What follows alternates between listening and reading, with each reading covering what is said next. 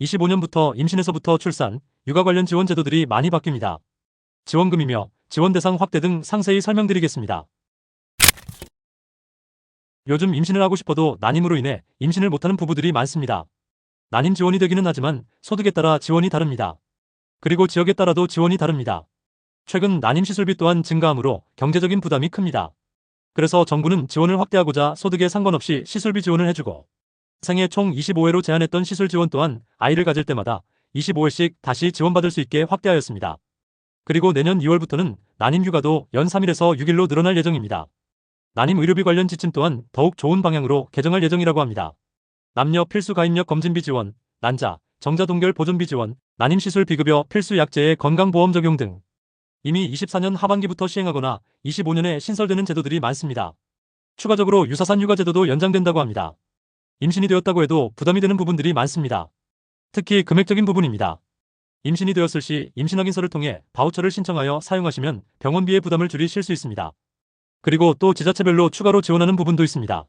산후조리비 지원, 교통비 지원 등 지자체별로 추가로 지원하는 제도가 있으니 꼭 지자체에 문의 후 챙겨받으시길 바라겠습니다. 출산 후에도 첫 만남 이용권, 부모급여, 아동수당, 양육수당 등 여러 수당들이 있으니 꼭 챙겨서 받으시길 바라겠습니다. 추가적으로 산후도우미 정부 지원 사업도 있으니 확인 바라겠습니다. 출산 후 육아를 하는데도 부담이 되는 부분이 있습니다. 육체적인 걱정도 있지만 육아휴직을 하였을 때의 경제적인 부담은 정말 큽니다. 맞벌이 경우 육아휴직을 하였을 경우 6+6 제도가 있어 충분하진 않지만 어느 정도 경제적인 부담을 덜 수 있습니다. 하지만 외벌이 경우는 이 제도에 해당이 없어 부담이 되었습니다. 이 부분 같은 경우에는 기존 월 150만원에서 250만원으로 인상된다고 합니다.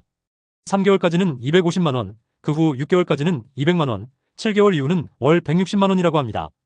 그리고 복직 후 어느 정도 일을 해야지만 지급되었던 사후 지급금 제도가 폐지되면서 250만원이면 250만원 전액을 수령할 수 있게 됩니다. 경제적인 지원 외로 양육을 같이 할 수 있게 배우자 출산휴가 확대 기존 5일에서 20일 확대합니다. 복직을 하여 아이를 키우다 보면 여러 일들이 발생합니다. 특히 아이가 아프게 되면 곤란한 상황이 많습니다. 연차를 쓰기도 하지만 그걸로도 충분하지 않을 때가 있습니다. 회사별로 가족 돌봄 휴가라는 제도도 있지만 정부에서 짧게 사용할 수 있는 단기 육아 휴직 제도를 만들고 있습니다. 제도 내용은 연 1회 1주 단위, 최대 2주까지 사용 가능하다고 합니다. 임신에서부터 출산, 육아와 관련한 제도를 설명드렸습니다. 정부 지원이다 보니 지자체별로 다른 내용도 있을 수 있습니다. 서울이나 출산율이 적은 도시 같은 경우에는 추가적인 지원도 있으니 놓치지 마시길 바라겠습니다. 감사합니다.